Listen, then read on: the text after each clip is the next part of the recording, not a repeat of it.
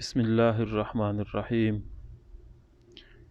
सबसे पहले अल्लाह पाक की हम्द व सना, जिसने हमें पैदा किया और अपनी नेमतें बख्शी, अल्हम्दुलिल्लाह। और लाखों करोड़ों दरूद हों हज़रत मोहम्मद सल्लल्लाहु अलैहि वसल्लम पर। अल्लाहुम्मा सल्ली अला मुहम्मद, अल्लाहुम्मा बारिक अला मुहम्मद। मेरे दोस्तों, आज हम आपको दोमतुल जंदल के बारे में बताएंगे, जहाँ पे एक दोमा के नाम से किला है, उसके बारे में बताएंगे। किला मारिद। मौजूदा दौर में दोमतुल जंदल सऊदी अरब के शिमाल मगरब में उर्दन के बॉर्डर से 100 किलोमीटर के फासले पर वाक़ है। इस शहर के बानी हज़रत इस्माईल अलैहिस्सलाम के फ़र्जंद दोमा को करार देते हैं, जिन्होंने इस शहर में पत्थरों का एक किला तामीर कराया। दोमतुल जंदल सदर इस्लाम में तबूक के नज़दीक मदीना और शाम के दरमियान वाक़ था और शाम का हिस्सा शुमार होता था, लेकिन मौजूदा दौर में ये सऊदी अरब का एक शहर है जो शुमाल की तरफ उर्दन के बॉर्डर से 100 किलोमीटर के फासले पर है। उसके नज़दीक सिकाका सिटी और अलजोफ का एरिया है। मोजमुल बल्दान के मुताबिक दोमा हज़रत इस्माईल अलैहिस्सलाम के फ़र्जंद दोमा के नाम से लिया गया है, जिन्होंने इस शहर में पत्थरों से एक किला तामीर करवाया था। आज हम आपको इस किला की सैर करवाएंगे। पहले मुख्तसर तारफ़ हम आपको करा दें दोमतुल जंदल और किला मारिद के बारे में। इस जगह को दोमतुल हीरा के साथ इश्बिता से बचने की खातिर दोमतुल जंदल कहा गया है। यहाँ के हाकिम अकीदर बिन अब्दुल मालिक दोमतुल जंदल का रहने वाला था। एक दिन शिकार के दौरान पत्थर से बने हुए शहर के खंडरात से रूबरू हुआ और यूँ उसने इस शहर की तामीर के बाद इसे दोमतुल जंदल का नाम दिया। दोमतुल जंदल और उसके आस पास के इलाके में ज़हूर इस्लाम के वक्त कबीला कल्ब से ताल्लुक़ रखने वाले बनु किनाना आबाद थे। इनका हाकिम अकीदर बिन मालिक कुंदी मसीही था और बादशाह रूम के तख्त फरमान था। इस तरह अरबों का मशहूर व मारूफ बुत वद भी इस इलाके में मौजूद था। दोमतुल जंदल में बहुत से तारीख़ी वाक़यात पेश आए हैं। हम थोड़ा थोड़ा उनके बारे में बताएंगे। ये जो अभी देख रहे हैं, ये किला के अंदर एक कुआं है जिसका अंडरग्राउंड सिस्टम गया हुआ है। मतलब वो पानी जो है उस दौर में जो इस्तेमाल होता था, किले के अंदर कुएं बने हुए हैं और अंदर से नहर सी बनी हुई है जहाँ से आप पानी इस्तेमाल कर सकते थे। और इसी तरह ये उसी दौर की ये सीढ़ियाँ हैं और उसी टाइम की ये सारी तामीर उसी टाइम की है। ये हज़रत इस्माईल अलैहिस्सलाम के जो नस्ल से था, उनका जो फ़र्जंद था उनकी नस्ल से था, उसने ये तामीर करवाया था। दोमतुल जंदल सन 5 हिजरी कमरी में ग़ज़वा दोमतुल जंदल के वाक़या होने की जगह का नाम है। लोगों को इस्लाम की दावत देने के लिए सन 6 हिजरी में सरिया अब्दुर्रहमान बिन औफ, जबकि सन 9 हिजरी में सरिया खालिद बिन वलीद इसी मकाम पर वक़ूफ़ पज़ीर हुई थी। जो वहाँ के हाकिम अकीदर बिन अब्दुल मालिक का पैगम्बर इस्लाम के साथ सुलह और जज़िया देने के अहदनामे के साथ अंजाम को पहुँचा। बाज़ तारीख़ी माख़ज़ के मुताबिक जंग सफ़ैन में हकमियत का वाक़या भी दोमतुल जंदल में ही वक़ूअ पज़ीर हुआ।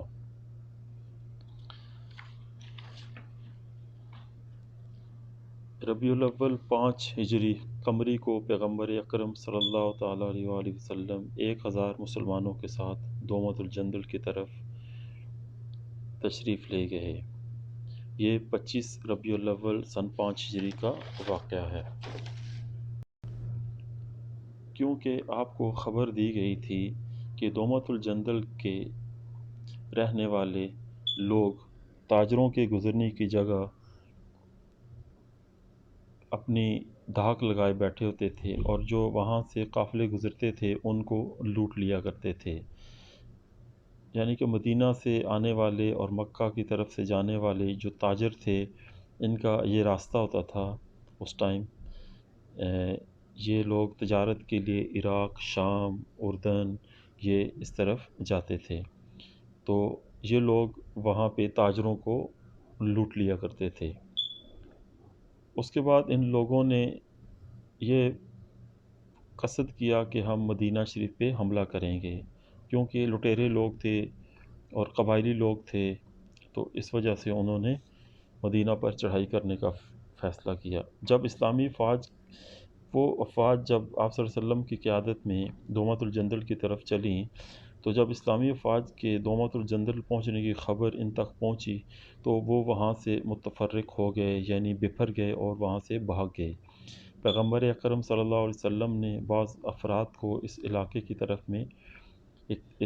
طرف بھیجا، لیکن کسی کو نہیں پایا، کیونکہ وہ سب لوگ اپنا علاقہ، اپنا شہر چھوڑ کے بھاگ چکے تھے۔ صرف محمد بن مسلمہ نے ایک شخص کو پیغمبر اکرم صلی اللہ علیہ وسلم کی خدمت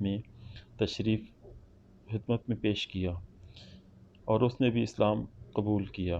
لشکر اسلام 20 ربیع الثانی کو بغیر کسی جنگ کے مدینہ شریف واپس لوٹ آیا۔